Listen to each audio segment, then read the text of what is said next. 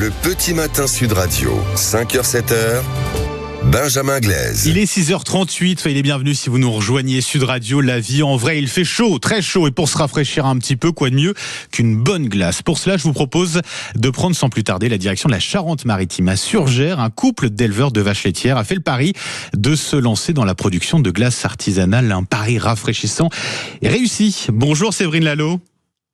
Bonjour. Et bienvenue sur Sud Radio. La ferme glacée, c'est le nom que vous avez donné à votre glacerie avec votre mari Sylvain. Comment vous est venue l'idée de transformer comme ça le lait de vos vaches en glace? C'est parti de quoi? C'est parti du fait que mon mari élève des vaches Pied Rouge et qu'on a rencontré des éleveurs en Bretagne puisque son berceau est en Bretagne. Et c'est un concept qui est beaucoup développé en Normandie, en Bretagne et très très peu en Charente-Maritime. Donc voilà, l'idée est arrivée comme ça. L'idée est arrivée comme ça, après aussi une année qui a été très compliquée aussi, très difficile à gérer, l'année 2009, crise laitière. Il fallait à ce moment-là pour vous, vous réinventer d'une certaine manière. C'était devenu une question de survie finalement. C'était une question de pérennité, effectivement, de l'activité, puisque nous, le lait, c'est 80% de notre chiffre d'affaires. Et en 2009, on a dû réfléchir rapidement. Et puis après, la mise en œuvre a pris beaucoup plus de temps.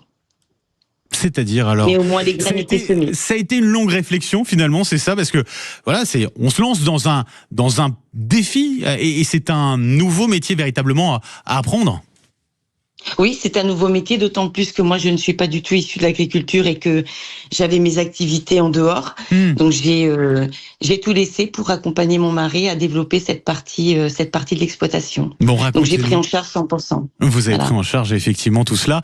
Racontez-nous comment ça se passe, comment on passe de la matière première, le lait, à une boule de glace. Eh bien déjà, c'est une fabrication qui est relativement simple et c'est d'ailleurs pour ça aussi qu'on a choisi cette fabrication. On pasteurise son lait, on ajoute des ingrédients les plus nobles possibles et les plus locaux possibles pour transformer ce lait en glace. Du sucre, du lait, de la crème, des œufs, de la gousse de vanille et on a une parfaite glace vanille. Par exemple. Eh ben oui, glace vanille, ça reste un incontournable encore aujourd'hui, Séverine. Complètement. C'est une des glaces préférées, je pense, en tout cas de notre clientèle. Et c'est une glace qui est souvent demandée. Mais c'est pas le seul parfum que vous proposez. Vous en avez une vingtaine, c'est ça? À peu près une vingtaine de parfums. On est vraiment concentré sur les glaces. Je sors quelques sorbets, mais notre cœur, c'est les glaces. Donc, chocolat, caramel, fleur de lait, qui est une glace très très nature avec laquelle on va agrémenter des coulis de fruits, rhum raisin, enfin voilà, des classiques.